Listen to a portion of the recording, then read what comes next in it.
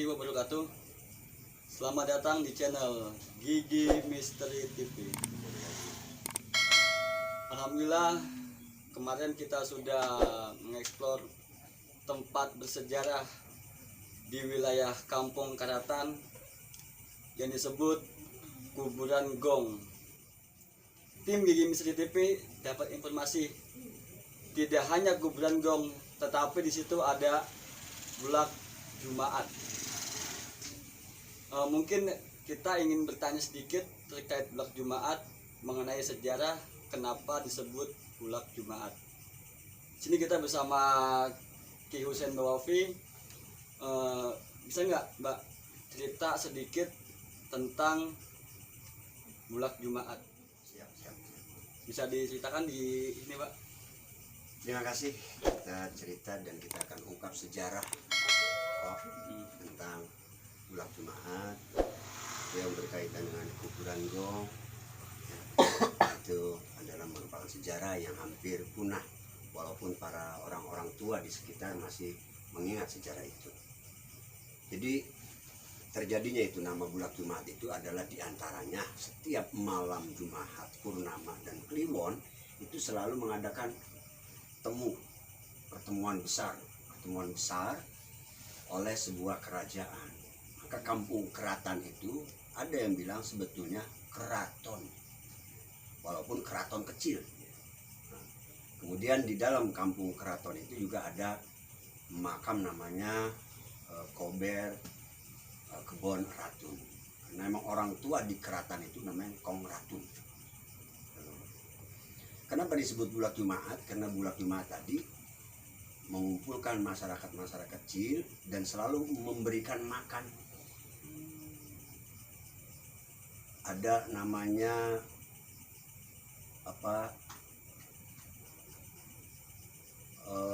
Kobak Pelung. Kobak Pelung itu tempat pengolahan makanan. Ada Kobak Banteng sebelah barat sedikit, agak ke utara itu disebut Kobak Banteng. Itu dari itu, Pak? Dari apa? Dari Kuburan Gong. Dari kampung Karatan ke sana masih jauh. Itu ada Kobak Banteng. Kobak Banteng itu tempat banteng-banteng yang siap untuk diolah, disembelih. Nah, diolahnya di Kobak Pelung. Kenapa Kobak Pelung? Karena di situ ada kuali besar untuk pengolahan makanan dari disembelih tadi. Untuk masyarakat yang berkumpul di Bulak Jumaat. Dan itu bukan hanya ratusan, itu ribuan orang yang sering berkumpul di situ. Jadi ada kaitannya dengan Kobak Banteng, Kobak Pelung dan Bulak Jumaat. Itu, Pak, dipanggil kalau kayak banteng mungkin identik dengan hewan kayak kerbau atau sapi. Pelung itu kenapa dipanggil Kobak Pelung itu, Bang? Pelung itu dari asal kata mana tuh? Saya juga belum tapi paham. Kobak Pelung itu karena di situ tempat kuali besar yang mengolah, sekaligus satu keolahan itu bisa menjamu ribuan tamu. Pelung itu Dan kualinya itu sangat pelung gitu. Makanya disebut pelung. Cekung besar. Itu disebut Kobak Pelung, dan sampai sekarang mistisnya juga ada di sana. Masih terasa. Itu dari yang paling kita explore dari Kuburan Gong. Itu sebelah mana tuh, Pak, Kobak Pelung itu? Sebelah barat. Sebelah Barat hampir 500 meter dari sini. 500 meter dari situ. Ini kan, Pak, kan ada sebutan Pulau Jumaat ya, Pak? Bulak Jumaat. Bulak Jumaat. Kata Jumaat apa tuh bagaimana tuh, Pak tuh? Ya, itu dibaca apa ada Jumat atau bagaimana? Ya. Orang dulu itu kan memang setiap malam Jumat kumpul, kemudian malam Jumat Kliwonnya kumpul besar.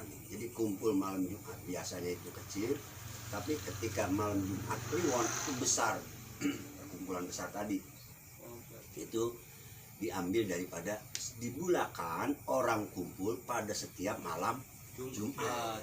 Oh, berarti Bulak Jumaat. Jadi kumpulan masyarakat, kumpulan para orang-orang dari luar ya ke situ pada hari Jumat atau pada malam Jumat ya, Pak ya.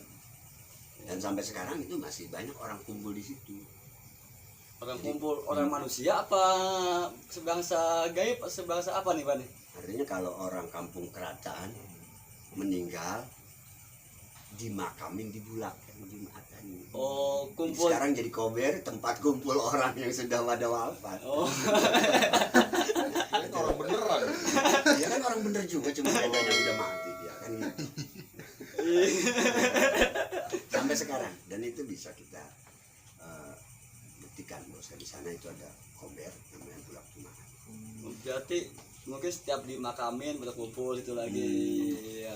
Karena keratonnya di situ, kemudian keramatnya di sebelah wetan sedikit, sebelah timur sedikit itu ada nama Kampung Keratan, Kampung Keramat. Jadi keratonnya Kampung Keratan, keramatnya tempat orang-orang hebatnya di Kampung Keramat. Kemudian ada lagi sebelah wetan atau sebelah timur dari Kampung Keramat ada Kampung Kerangkeng. Kampung Kerangkeng itu tempat orang-orang yang bersalah Penjara. dipenjarakan di Kerangkeng, di Kampung Kerangkeng. Itu bisa jadi nyambung ya dia. Nyambung. Itu sejarah itu nyambung terus. Nah, cuma ada salah satu kampung yang orang dulu bilang itu kampung perempuan atau kampung wadon, ya, orang dulu bilang. Kampung wadon itu ciri-cirinya adalah ketika sebuah kampung itu di sebelah utaranya melintas kali, sebelah barat melintas kali, sebelah timur melintas kali, dan sebelah utara juga melintas kali. Artinya sebuah kampung yang dikelilingi oleh sungai atau kali tadi. Dan kampung itu mau tahu Namanya apa? namanya, mau tahu Iya mau Pak. guys? Kampung itu namanya Cabang Gelam. Oh, iya. Kampung itu namanya Cabang Gelam. Itu kampung ada sejarahnya juga tuh, bisa disebut Cabang Gelam. Nah, Kampung Cabang Gelam itu karena dulu ada pohon gelam yang bercabang dan tenggelam di situ. Pohon gelam, pohon gelam kayak gimana tuh Pak? Pakai pohon Ada. kelapa, apa kayak pohon biasa-biasa kita kayak pohon apa? Pohon biasa, tapi disebut pohon gelam, dan itu keras, dia punya apa namanya, kayunya itu keras, kayu gelam. Kayu gelam itu gelam, berarti gelam itu kayunya itu bisa itu Pak ya? Nah, Pada tenggelam itu ya? nah, karena kayu gelam itu tenggelam di sisi apa namanya tadi, sungai-sungai tadi, dan sampai sekarang kampung itu masih dikelilingi sungai. Sebelah baratnya sungai atau kali DA3, sebelah timurnya kali apa namanya, Padat Karya, sebelah selatannya itu talang dari bendungan Keratan, itu dulu ada talang masuk lagi. Nah di sebelah baratnya ada juga peninggalan Belanda, ada talang lagi. Jadi yang sebelah selatan itu disebut Kalen Panjang sampai kepada Kampung Buni, saking panjangnya kalengan tadi. Kali Dan itu itu melintas di Kampung Cabang Gelam. dibuat pada zaman Belanda. Zaman Belanda. Mungkin ada bendungan talangnya. Ada, masih ada, bendungannya masih ada. Dan banyak orang yang lari kalau tengah malam lewat situ. Iya guys, boleh tuh guys malam-malam itu guys. Saudara boleh nanti mau ada uji nyali situ guys. Itu yang disebut bendungan itu, bendungan talang, berarti kayak tempat yang kita eksplor itu gitu ya. Saja. Ya sama, Bisa jadi. Mungkin bendungannya ada Pak Mas. ada bendungannya. Ada batu-batunya masih ada. Masih eksis ya, masih bisa dipakai tuh Pak. Bendungan. Iya, masih ada. Sering orang lewat di situ, dan kalau lewat situ yuk cuma lewat. Itu ada Terkait pohon kuda-kuda. soal cabang gelam, di situ ada nggak Pak sosok orang atau orang yang tokoh masyarakat yang berpengaruh itu Pak zaman dulu, zaman gelam, Oh iya. Cabang Gelam. zaman gelam. Kita ngopi dulu. Ngopi dulu. Ngopi dulu. Oke dulu guys.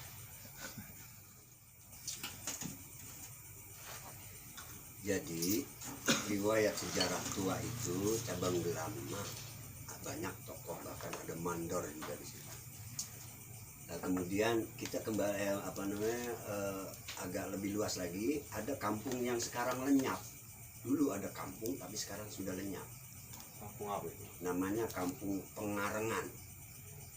Kampung Pengarengan itu kampung angker yang zaman dulunya itu banyak ilmu-ilmu yang hebat di situ. Kampung Pengarengan. Dan itu di depan Kampung Pengarengan ada kober besar, makam masyarakat. Nah, bahkan di sebelah utara Kampung Cabang Gelam ada Kampung Sasak Singkil dan ada Kampung Singkil. Wetan, Singkil Wetan, Sasak Singkil, kemudian Sukaduri, itu suku bahasa yang berbeda. Bisa kayak gitu tuh. Ya, gitu. Jadi uniknya Samudra Jaya itu walaupun desanya kecil, hanya 662 kilometer,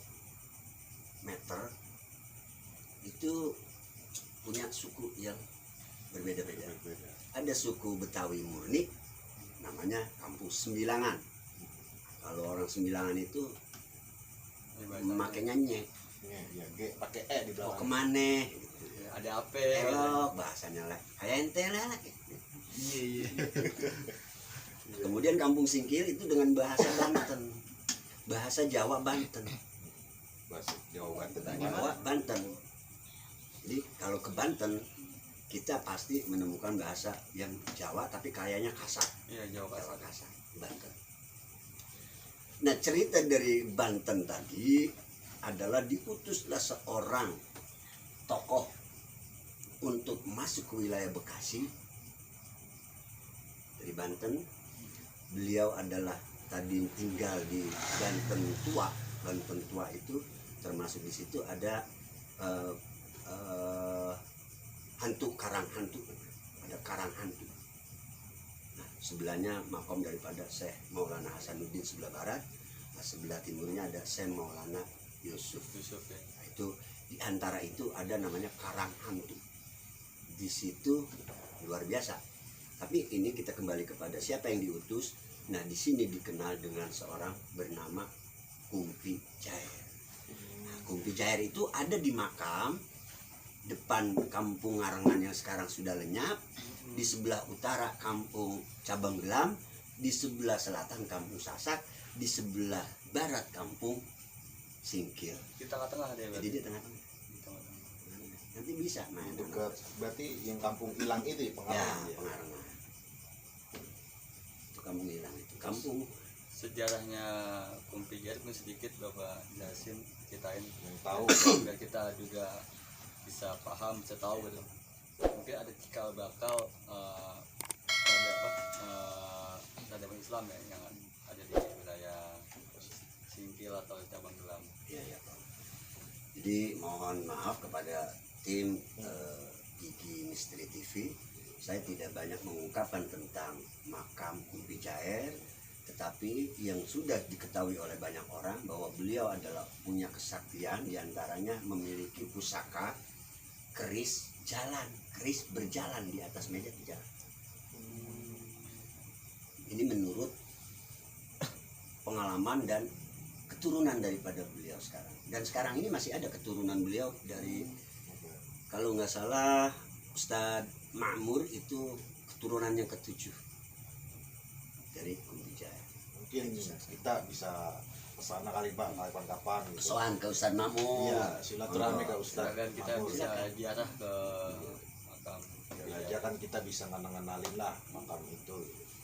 Dan Bapak pernah duduk di makam beliau Pernah. 2 kali dalam satu perintah dari seorang guru Aba itu. Duduk di sana memang ada keunikan dan ada misteri yang sangat kuat. Bahkan kalau kita bisa merasakan dengan rasa energi yang luar biasa, itu luar biasa. Di antaranya adalah ketika Bapak zikir rame-rame, kemudian bertahan waktu itu termasuk Sangkaijo rombongannya, kemudian pulang, Bapak kembali lagi ke sana, minta anterin dengan Bapak RT Subun. Kemudian berduduk sebentar di sini kan ada batu yang buat sholat di sana. Batu buat sholat agak tinggi itu buat sholat. Nah di situ ternyata nongkrong seperti makhluk yang bernama macan putih. Di situ Bapak kaget, tutup zikir dengan salam alhamdulillahirobbilalamin. Kula nuwun mohon maaf kepada Kumpi Jair, saya tutup zikir. Jadi kalau mau kesana silakan, tapi minta izin dulu dengan keturunan atau yang diberi kuasa untuk mengurus tadi, terutama keturunannya. Dek, Iya. kok, lek, wan. Mungkin lusa lah kita silaturahmi gitu. Terlebih dahulu lah ya. Dan Bapak juga sebetulnya sudah mendapatkan undangan untuk duduk bersama membahas tentang situs yang dikatakan makam Kumpi Jair, supaya situs tersebut bisa kita lestarikan, bahkan kalau bisa apa kok kita jadikan cagar budaya. jadikan cagar budaya. Cagar budaya salah satu kekayaan masyarakat Bekasi.